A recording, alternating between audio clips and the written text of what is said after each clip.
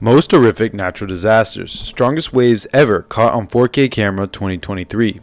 When the ocean waters rise above their normal level as a result of the moon's and sun's gravitational pull, high tide waves are a common natural occurrence. These waves have potential to significantly affect the marine ecosystem, coastal communities, and their infrastructure. We present to you in this video one of the best and strongest waves, along with the devastation they caused in their wake. Italy's high waves and flooding are ranked first. These waves were brutal, and we are undermining it. This video shows the massive wrath these waves brought. Torrential rain drenched northern Italy's Emilia-Romagna region, causing significant flooding and killing at least 2 people, according to rescuers and the media. According to the ANSA news agency, an elderly biker in the town of Castel Bolognese drowned after being swept away by flood waters. According to a fire service spokesman who spoke to Reuters, the body of a man in his 70s was discovered inside a collapsed house in the nearby village in Fontanelles. The rain comes after several months of drought, which sparked worries about the Po's low water level, which runs from west to east across the northern section of Emilia-Romagna. Giorgia Meloni, the Prime Minister, declared that she was in constant contact with the relevant authorities and showed solidarity and closeness to people impacted with the flooding. The fire department's video showed widespread flooding in a region between Emilia-Romagna's capital city of Bologna and the Adriatic coast city of Ravenna. The fire department reported that hundreds of people were saved during about 400 rescue operations. Numerous trains were reportedly suspended and a number of streets were closed, according to a rail operator in Trenellita. Environment Minister Gilberto Pichetto Fratin vowed assistance for anyone impacted by the flooding, while the head of Italy's Civil Protection Agency said he was going to the flood-affected area.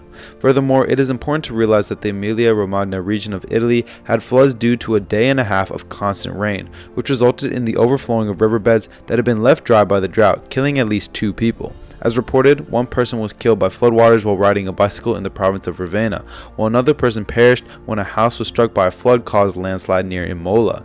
There was still a case of a missing person. The heavy downpour occurred as Italy experienced its second year of drought, which is dried up in the Po, the country's greatest river. Before flowing into the Adriatic Sea east of Bologna into Emilia-Romagna, the river provides irrigation for agriculture in the extensive Po River Valley. The torrential downpour caused smaller rivers in the Emilia-Romagna to overflow their banks, resulting in damage to property and farmland as well as raising the Po's level by 1.5 meters in just 24 hours. A total of 450 people had to leave their houses. The Coldrieti Agriculture Group claimed that rather than delivering respite from the drought, the violent storms have made things worse by damaging vineyards and olive groves with flooding. At 43% capacity, Lake Garda, a basin for agriculture that crossed the surrounding Lombardy and Veneto regions, continues to be close to historic lows. Waves at Southern California. The atmospheric rise continues to batter California. Huge waves are threatening to wash ashore on beaches in coastal regions all over the state. On Thursday, only the most skilled and experienced swimmers should go near the water because in some areas of the state, waves up to 30 feet high will be pounding the shore.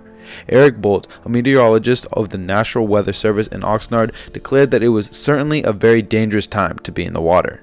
Bolt spoke about coastal flooding and rip currents along Zuma Beach in Malibu, where waves can reach a height of 10 feet.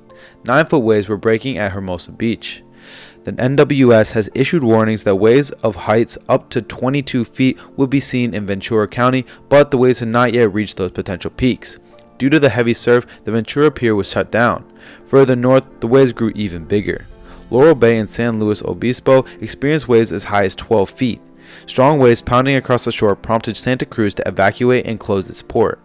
One of the live streams of the beach showed a huge wave crashing over the barrier at Pacifica, just south of San Francisco, sending scared pedestrians fleeing the rising water.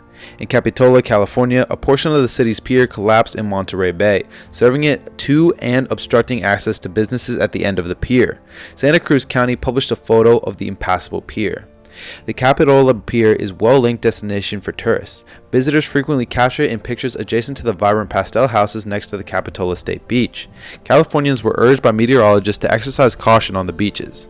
The NWS issued a warning to beachgoers in the Bay Area to avoid jetties and coastal rocks as well as the surface zone.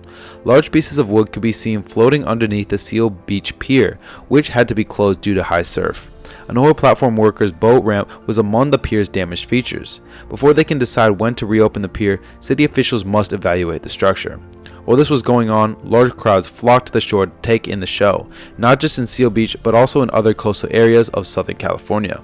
It seems that you can never satisfy people's curiosity, no matter what. The NWS issued a high surf warning for the Bay Area, but it seemed that people love to record these videos rather than run to their safety.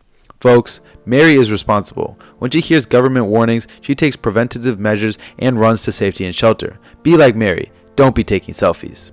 We had something historically significant at number 3 that is old, but we felt it was so audacious that we decided to make an exception. So here is our number 3 pick. Currently, surfer from Brazil, Rodrigo Coxa, had the distinction of riding the largest wave ever at the famous Nazareth coast in November 2017. An extreme waterman and professional big wave surfer from Brazil named Rodrigo Coxa Augusto do Espírito Santo smashed the world record for the biggest wave ever surfed on November 8, 2017 in Nazaré, Portugal. Coxa received the prestigious Quicksilver XXL Biggest Wave Award at the World Surf League WSL's Big Wave Awards on April 30, 2018.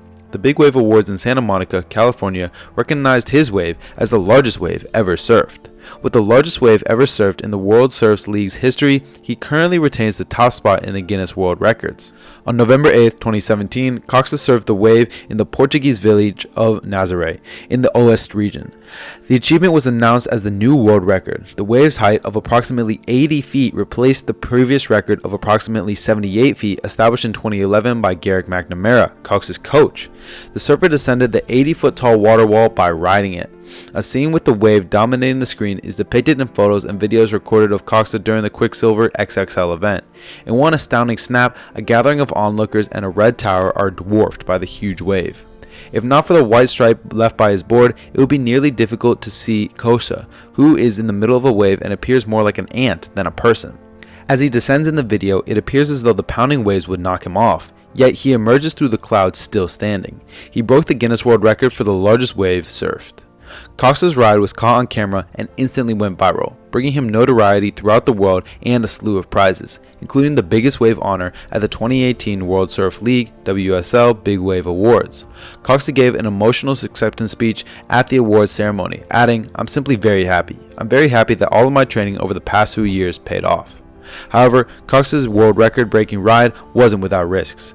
Coxa stated in an interview with the WSL that he had to overcome a variety of obstacles, such as his fear of failing and the physical demands of paddling into such a gigantic swell, in order to successfully ride the enormous wave. He was acknowledged his training program and mental preparation for assisting him in maintaining his composure and attention during the ride. Coxa's world record-setting wave is a monument to the extraordinary talent, bravery, and tenacity of large wave surfers worldwide who push the boundaries of what is practicable in the sport. Coxa achieved a previous record in August 2010. He set the record for surfing South America's highest wave in Chile by riding the greatest wave ever recorded there, which was estimated to be over 60 feet in height. The ecology, coastal towns, and businesses can all be significantly impacted by high tide waves. To lessen its consequences, preventative steps might be done.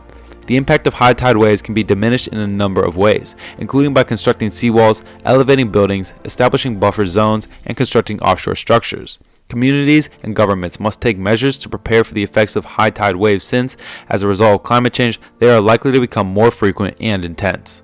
We have reached the conclusion of this video, so please remember not to turn away from the ocean no matter how low the tide is. Till next time, folks.